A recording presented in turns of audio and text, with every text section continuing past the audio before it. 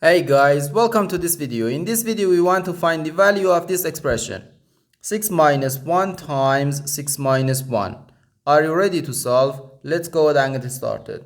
6 minus 1 gives us 5. And again here inside this parentheses we have 6 minus 1. So 5 times 5 gives us 25. But this answer is not correct because according to the order of operations, which is PEMDAS, P stands for parentheses, E stands for exponents, M and D stands for multiplication and division, and A and S stands for addition and subtraction. First we have to do parentheses, then exponents, then multiplication or division, and finally addition or subtraction.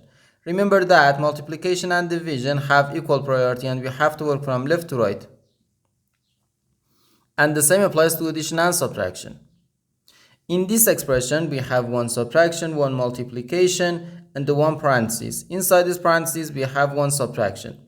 Here we have a multiplication because in mathematics, when a number is placed next to parentheses, it means multiplication, and we usually don't write the multiplication sign for brevity. Okay, so according to the PEMDAS, first we have to do this parentheses, then this multiplication, and finally this subtraction.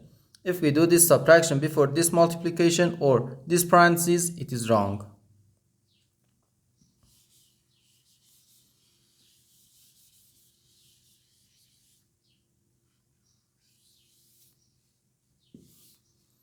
So first we have to do this parentheses. Inside this parentheses we have 6 minus 1, which equals 5. Okay, so we have 6 minus 1 times 5.